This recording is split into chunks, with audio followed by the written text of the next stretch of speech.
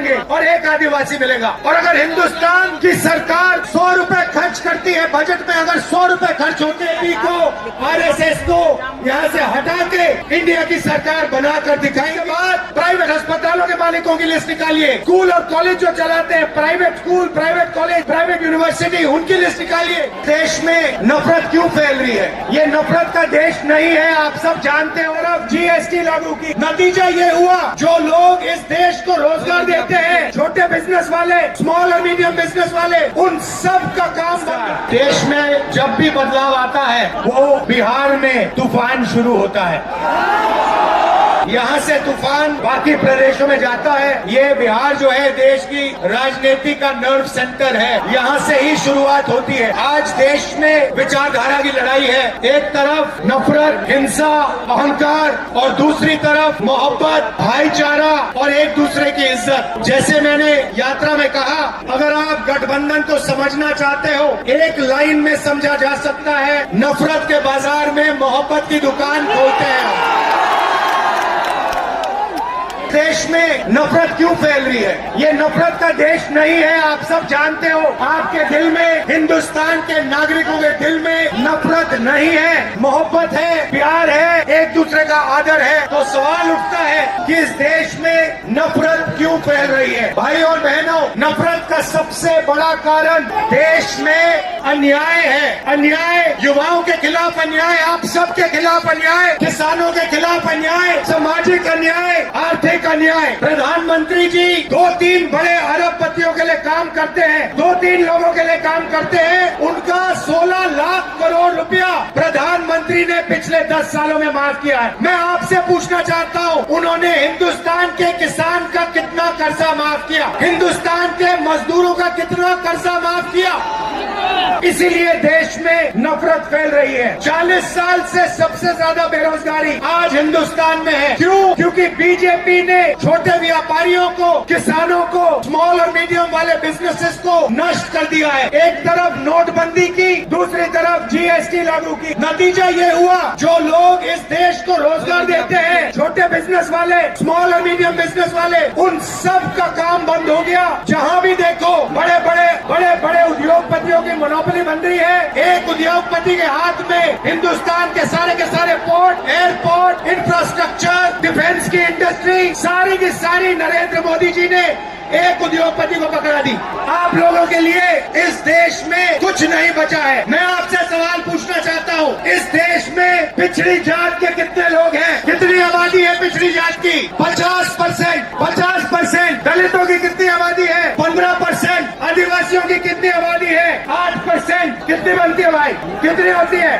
73% अब देखिए, 73% में से हिंदुस्तान की सबसे बड़ी कंपनियों में उनकी मालिकों की लिस्ट निकालिए, आपको एक व्यक्ति नहीं मिलेगा 73% वाला। उसके बाद मीडिया के मालिकों की लिस्ट निकालिए, बड़े बड़े इनके जो पत्रकार हैं उनकी लिस्ट निकालिए, आपको 73% में से एक नहीं मिलने वाला है। उसके बाद प्राइवेट अस्पतालों के मालिकों की लिस्ट निकालिए, स्कूल और कॉलेज जो चलाते हैं, private school, private college, private university, उनकी लिस्ट निकालिए, उधर आपको 73% का कोई नहीं मिलेगा। उसके बाद जो हिंदुस्तान को 90 ब्यूरोक्रेट चलाते हैं, IAS वाले, उनकी लिस्ट निकालिए, उधर आपको 3 पिछड़े वर्ग के लोग मिलेंगे, 3 दलित मिलेंगे और एक आदिवासी मिलेगा। और अगर हिंदुस्तान की सरकार 100 रुपए खर्च करती है, बजट में अगर 100 रुपए खर्च होते हैं, तो 73% की 6% की 6 रुपए की भागीदारी बनती है। तो ये जो 73% है, और उसमें अगर आप जोड़ना चाहते हो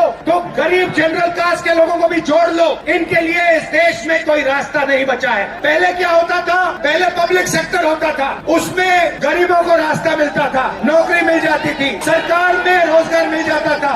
जैसे बिहार में तेजस्वी जी ने किया, जैसे छत्तीसगढ़ में हमने किया, कर्नाटक में, तेलंगाना में हम कर रहे हैं। मगर नरेंद्र मोदी जी ने ये सारे के सारे रास्ते बंद कर दिए। सेना में आप जाते थे, वहां अग्निवीर लागू कर दिया।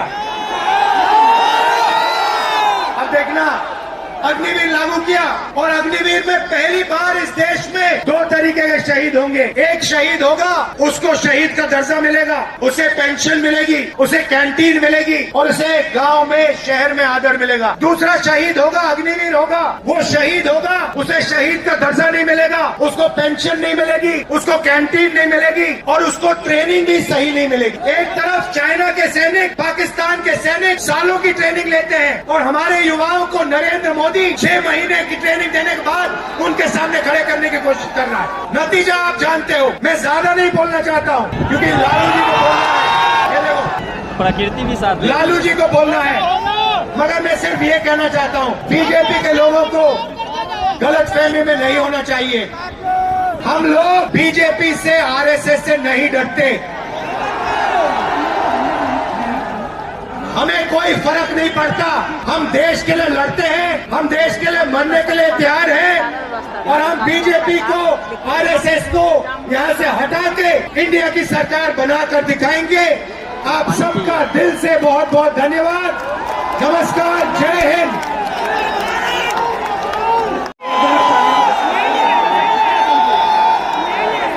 मल्लिकार्जुन खड़गे जी, भारतीय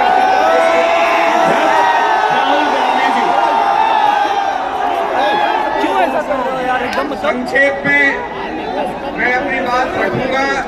हमारे सभी गठबंधन के वरिष्ठ नेता के नायक हैं।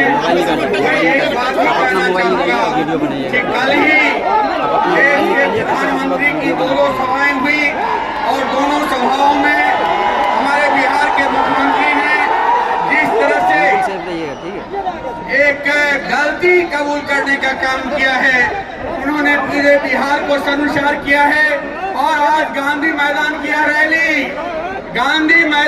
रैली पलटू चाचा के लिए एक बड़ा संदेश दे रहा है कि बिहार पलट देगा, भाजपा को पलटेगा और नीतीश को भी पलटेगा और एक नया नेतृत्व बिहार में सामने आ रहा है जो बिहार को एक नए रास्ते में ले जाएगा।